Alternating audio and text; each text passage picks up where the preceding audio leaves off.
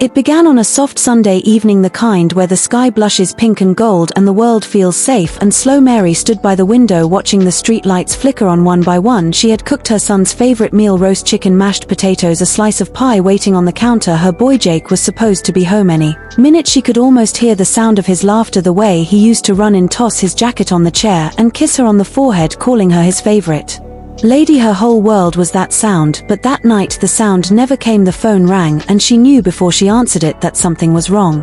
The voice on the other end was quiet, trembling. They said there had been an accident. A drunk driver ran a red light. Her boy was gone, just like that, gone forever. Her knees gave out. She fell to the floor, but no tears came. Not yet. The world had gone hollow, and still the lights buzzed. The food grew cold. The smell of pie filled the air like a cruel reminder that the night had once been normal.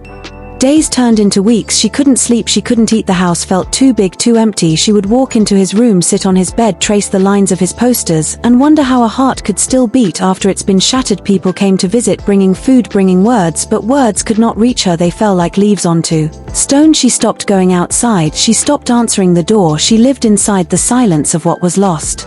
Then one morning the mail came with a letter about the trial. The driver's name was Daniel. He was 23, barely older than Jake. He would face years in prison. The town wanted justice. The papers called for punishment. But Mary didn't feel anger. She felt something else, something heavy and endless, like sorrow that had lost its shape. She wanted to hate him. She tried, but every time she closed her eyes, she saw a scared boy sitting behind the wheel, wishing he could undo time. When the day of the trial came, she walked into the courtroom, her hands shaking, her heart beating slow and deep. She saw him there, Daniel's small shoulders, eyes red from crying, his mother sitting behind him, just as broken as she was. The judge read the charges. The lawyers spoke about blood, alcohol and consequences, and lost futures. Mary didn't hear any of it. She only saw two mothers drowning in the same ocean, one because she had lost her child, the other because her child had destroyed someone else's life. When it was her turn to speak, the room went quiet. She stood up, her voice trembling. She said, "I came here today thinking I would feel hate, but all I feel is pain, and I cannot live inside pain forever. I forgive you." She said it once softly, then again louder. "I forgive you." Gasps filled the room. Even the judge paused. Daniel looked up in disbelief, tears streaming down his face. He whispered, "I am sorry," over and over like a prayer. That moment changed everything, not just for him but for her. Forgiveness didn't erase the loss, it didn't make the nights easier, but it opened a small window of light in a place that had been dark for too long. She went home that day feeling something new, something she hadn't felt since her boy died. She felt peace.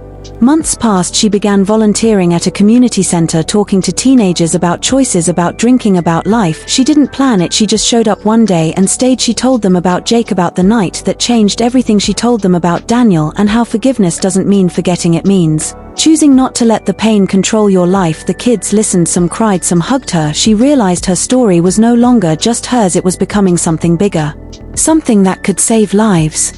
Years went by. Daniel served his sentence. He wrote her letters every year, never expecting her to reply. He wrote about the weight he carried, the dreams he had, where Jake spoke to him, told him to do better, to live better. One day he was released, and he asked if he could see her. She thought about it for days, then finally agreed. They met in a small park near the edge of town where the trees whispered in the wind. He walked slowly toward her, unsure if he had the right to speak. She smiled softly and said, "Sit down." He told her about the nightmares, the therapy, the years he spent trying to become someone Jake would be proud of. He said he wanted to dedicate his life to helping others, to make sure no one else made his mistake. She looked at him and for the first time saw not the boy who took her son, but the man her forgiveness had helped him become.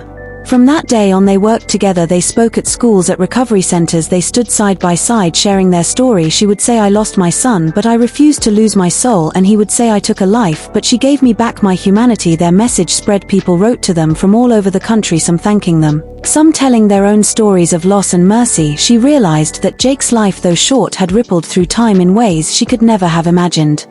On the anniversary of his death, she stood at his grave, the wind soft against her face. She whispered, "My boy, your life changed the world more than you'll ever know." She closed her eyes and felt him there in the warmth of the sun, in the quiet of her heart. She no longer felt the sharp pain of grief, but the gentle ache of love that never dies. Forgiveness had not erased the past, it had transformed it, turned tragedy into testimony, pain into purpose, darkness into light. Now every time she sees the sunset, she thinks of that night, the one that broke her and built her all at once. She thinks of how forgiveness saved two lives, hers and Daniel's. She knows some people will never understand how she could forgive, but she also knows that love is stronger than revenge and peace is louder than hate. She walks home through the fading light, her steps steady, her heart open, whispering softly into the wind, "I forgive, I forgive, I forgive."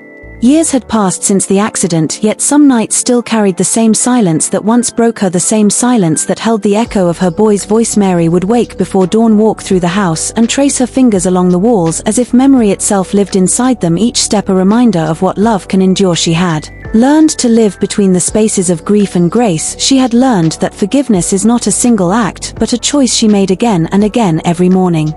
Her story had begun to spread far beyond her small-town. Newspapers wrote about her, television programs called her the mother who forgave the unforgivable, but she never saw herself as a hero. She was just a woman who refused to let hate be the last thing her son's name stood for. She spoke at schools, churches, prisons. Sometimes she would see faces in the crowd wet with tears, people who carried their own losses, and for a brief moment they would breathe easier knowing that healing was still possible.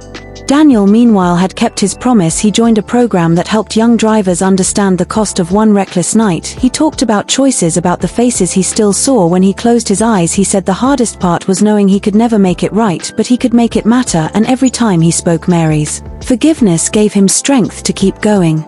One evening years later, she received an invitation. There was going to be a community award ceremony honoring people who had brought positive change, and Daniel's name was on the list. She smiled through tears as she read it. She had promised herself she would attend quietly just to watch from the back of the room, but when they called his name, Daniel stood up, and before accepting he turned toward her and asked her to join him. She hesitated for a moment, then walked to the stage. The crowd rose in silence, not for an award, but for what it meant. Two lives once shattered, now standing side by side. He took the microphone and said, "This woman taught me that forgiveness is not weakness, it is the hardest thing a human heart can do. She taught me that the life I took can still teach others how to live." He handed her the award and whispered, "This belongs to you." She shook her head, smiled, and said, "No, this belongs to both of us, because healing is something we share." After that night, they continued their work together, visiting schools across states, from small towns to big cities. She would tell her story in that same calm, steady voice that carried both pain and peace. She would look at the young faces in front of her and say, "Every action matters, every choice carries a life inside it, and every heart, no matter how broken, can still choose love over hate."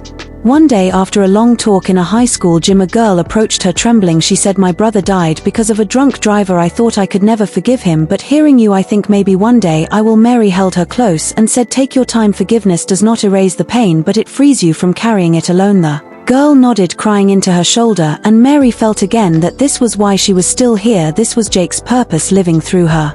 As years turned into decades, Mary grew older, her hair silver, her hands lined with time. Daniel visited, often helping her with errands, fixing things around the house. He called her mom. Sometimes she laughed at that, but in truth it felt right. They had become family, not by blood, but by grace, two souls connected by something deeper than understanding.